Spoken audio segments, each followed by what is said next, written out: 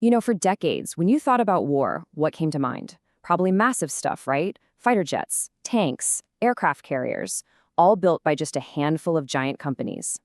But that picture is changing.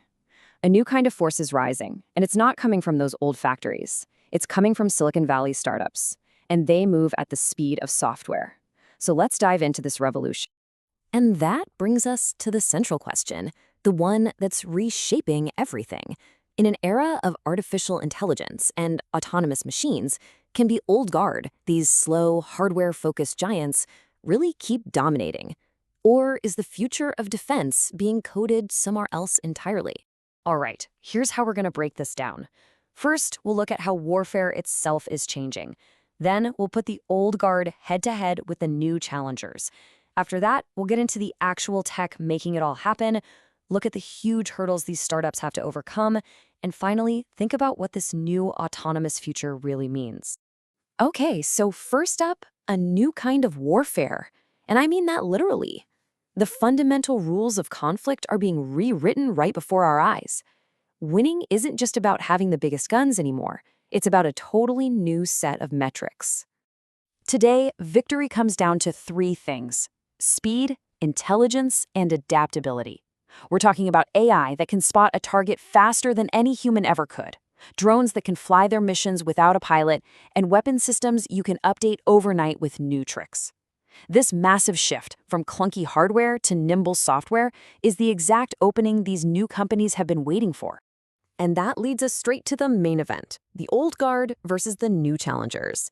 And look, this isn't just another business competition. This is a fundamental clash of cultures, a collision of two completely different ways of thinking, building, and fighting. I mean, just look at the difference. It's night and day.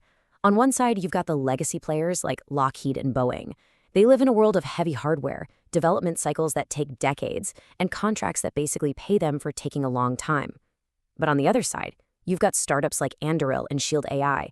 They're all about software and autonomy. They work in months, not decades, and they get paid for being fast and effective. It's like they have completely different DNA. So here's the real kicker. The startup advantage isn't just about being cheaper. It's about being faster. I mean, radically faster. They can build a new version of their product in a few months. They can push updates to systems out in the field just like an app update on your phone. And that lets soldiers adapt to new threats almost instantly. That speed, that is becoming the thing that wins war. All right, so let's get into the nuts and bolts here. What is the actual technology that's making all of this possible? Let's take a look under the hood at the code and the systems building this new arsenal. It really all boils down to three pillars: artificial intelligence, autonomy, and software-defined systems. Now, the real magic happens when you put them all together. A traditional jet fighter is what it is the day it leaves the factory, but a software-defined drone, it can get an update in the field, learn from what the enemy just did, and change its whole strategy for the next mission, all without ever coming home. So how does this tech actually change things on the ground? Or, in this case, in the air. Let's look at how this is playing out in the real world, domain by domain, starting with the sky. Up in the air, autonomous drones are absolutely leading the charge. You've got companies like Skydio, which builds drones that can navigate without GPS, a huge deal when the enemy is trying to jam you. Then you've got Shield AI working on what sounds like science fiction, a fully autonomous AI pilot that can fly existing aircraft. And a ton of others are building long-range drones that are meant to be produced like cars, not like precious artifacts. But this revolution isn't just happening thousands of feet up.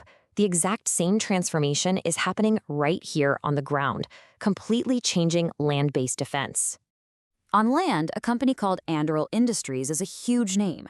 They're building this whole networked system of autonomous towers, sensors, and weapons that all talk to each other. And then there are companies like Apyrus, and they're focused on solving one of the scariest new problems in warfare. How do you stop 1,000 enemy drones from attacking you all at once? And you guessed it, this disruption doesn't stop at the shoreline. Out at sea, we're seeing autonomous ships pop up that act as massive force multipliers, totally changing the math of naval power. A company like Saronic is a perfect example here. They build autonomous ships for a fixed price, designed to be pumped out quickly. This idea directly attacks the old way of doing things, which can take decades and billions of dollars just to build a single new ship. Now, all this technology, The drones in the air, the sensors on the ground, the ships at sea, it's all feeding into this powerful new idea called swarm warfare. The goal is no longer to have one single invincible machine. It's to completely overwhelm your enemy with hundreds or thousands of smaller, cheaper, intelligent systems that all work together. It's a total shift in strategy. And if you're thinking this is all just a niche experiment, well, just follow the money. In the last few years, investors have poured over $200 billion into these defense tech startups. That's not just a small bet. That is the market screaming that this is where the future is headed. Okay, but it's not all smooth sailing. Not even close. It's time for a reality check. Because even with the best tech and billions in funding, these startups are facing two giant hurdles that have nothing to do with the battlefield. The first and most critical challenge is this. The battlefield doesn't forgive bugs. You know, when your phone app crashes, it's annoying, you just restart it. But if the software guiding a drone fails, it's a catastrophe. There's no undo button. In war, a software glitch isn't an inconvenience. It can be the difference between life and death. And the second great battle they have to fight is the war against bureaucracy. Seriously, a startup can build the most amazing, game-changing piece of technology in the world, but it can get killed by paperwork. The military's buying process is notoriously slow and rigid. It was designed for an era of buying tanks, not for an era of buying software that needs to be updated every week. So that brings us to our final section, this uncertain, autonomous future. Because this whole tech shift is raising some really deep questions that go way beyond business and engineering, questions that are going to define what conflict even looks like in the 21st century. And this leads us to maybe the most important and most sobering question of all. These new systems make war cheaper. They reduce the risk to human soldiers. But when the risk is lower and the decision makers are even further away from the fight, does war itself become psychologically easier to start?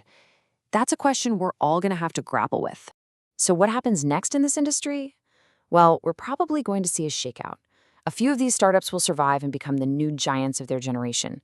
A lot of others will get bought by the old guard who are desperate to buy the innovation they can't build themselves. But the one thing that's absolutely certain, the old way of doing things is officially broken.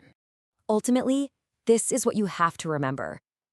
The new arsenal isn't just being built with steel anymore.